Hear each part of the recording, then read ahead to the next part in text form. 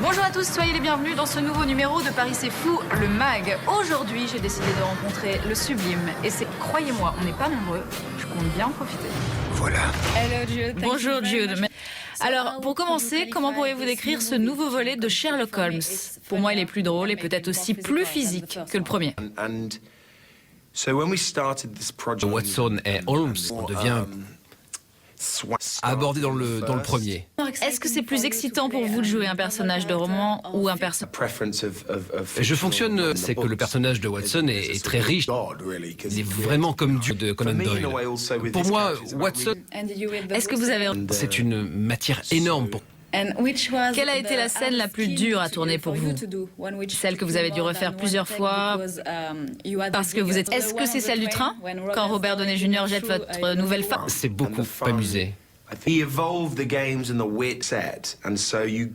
pense que vous trouverez... Au souci de découvrir la bande-annonce, on revient tout de suite.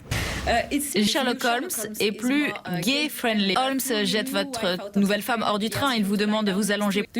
Vous pensez que... Avec un homme. Premier. Soldat, Ami pour sa femme, mais il est aussi irrésistible pour le suivi qui concerne le train ou la danse. Ce n'est que nous en train de nous... Ce que j'ai trouvé la plus touchante dans le produit final, à la fin, ce qui compte, c'est cet ami. Il y a une vraie discussion sur Internet entre les fans. Faisons un troisième ou quatrième. Qu'est-ce que vous pensez de votre lettre? J'ai l'impression que les différences entre vous sont de plus en plus évidentes. Watson est coincé, Holmes est excentrique et complètement fou.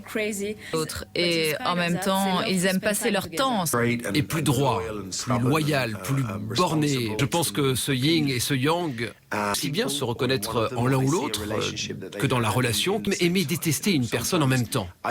Dramatique de ce film. Holmes et Watson, terme bien à eux. Il y en a une que vous préférez? Allez, on va continuer dans quelques instants notre interview de Jude Law, mais avant cela, je vous propose de découvrir quelques-uns des films qui viennent juste de sortir en salle. C'est parti. Voilà pour les sorties ciné, mais aujourd'hui, c'est le plus sexy des acteurs britanniques qui a accepté de répondre à mes questions. C'était un vrai plaisir, on y retourne. Vous êtes devenu ami. Oh non, j'ai mes enfants, tu sais. Quel est le principal défaut de Robert Downey Jr.? Ouais, c'est ce qu'il nous a dit. Jamais travaillé ici. Dire ou seul ici et de travailler en studio, c'est remarquable.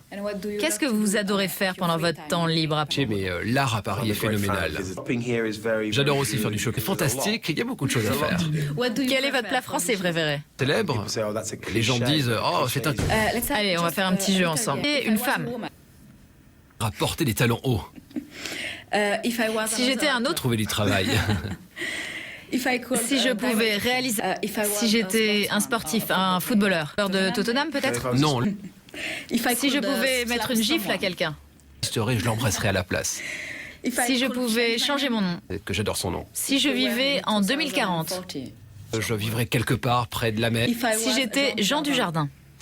Voilà, Paris c'est fou le mag, c'est fini. Je suis certaine que vous en avez pris plein les yeux. Je vous rappelle que Sherlock Holmes de cartonne actuellement en salle. Allez-y, je suis sûre qu'on retrouvera Jude Law très prochainement en haut de l'affiche cette année. Et comptez sur moi, je compte bien lui envoyer un petit texto pour un prochain rendez-vous. Salut!